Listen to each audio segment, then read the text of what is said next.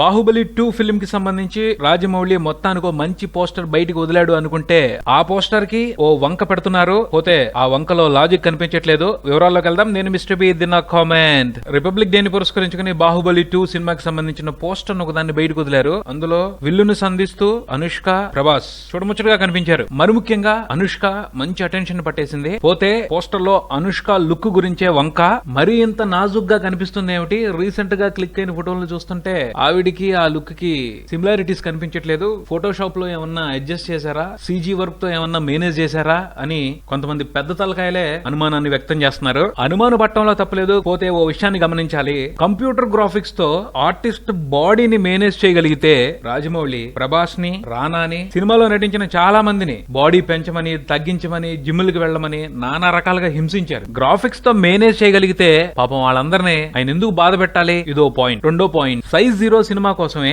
అనుష్క లావ్ అయింది. అంతకు ముందు ఆవిడ బాహుబలి సినిమాకి సంబంధించి తాను కంప్లీట్ చేయాల్సిన షూటింగ్ ని కంప్లీట్ చేసింది. అప్పుడు నాజుగ్గానే ఉంది. బాహుబలి ఫస్ట్ పార్ట్ ని కంప్లీట్ చేసినప్పుడే సెకండ్ పార్ట్ కు సంబంధించిన 60% షూటింగ్ ని కంప్లీట్ చేశారు. ఈ విషయాన్ని రాజమౌళి కన్ఫర్మ్ కూడా చేశారు. అందులో అమరేంద్ర బాహుబలి దేవసేన ప్రేమ కథ ఉంది. అప్పుడు అంటే 3 సంవత్సరాల క్రితం షూట్ చేసిన ఫుటేజ్ లోంచి వచ్చిందే ఈ పోస్టర్. లాజిక్ కూడా క్లియర్ గా ఉంది. బాహుబలి 1 ప్రమోషన్ అప్పుడే దేవసేన ఫస్ట్ లుక్ ని రిలీజ్ చేశారు. ఓసారి యూట్యూబ్ లో వెళ్లి చూస్తే అందులో అనుష్క లుక్ ని గమనిస్తే ఆ అనుమానం సింపుల్ గా క్లియర్ అయిపోద్ది. అంటే సంఖ్యలు వేసుకుని బందీగా ఉన్న లుక్ కాదు, అంతకంటే ముందు యువరాణి గెటప్ లో అడవిలో కత్తి దూస్తున్న లుక్ ఒకటి వదిలారు. దాన్ని చూస్తే అనుమానం తీరిపోద్ది. కొంచెం టైం గ్యాప్ ఎక్కువ రావటం మూలంగా అందరికి గుర్తుండకపోవచ్చు. పోస్టర్ తోనే ఈ రకంగా జనాలు కన్ఫ్యూజ్ అవుతున్నారు అంటే రేపు సినిమాలో థ్రిల్ వేరే రకంగా ఉంటుంది అని ఊహించుకోవచ్చు. మరిన్ని అప్డేట్స్ కోసం కీప్ వాచింగ్ మారుతి టాకీస్.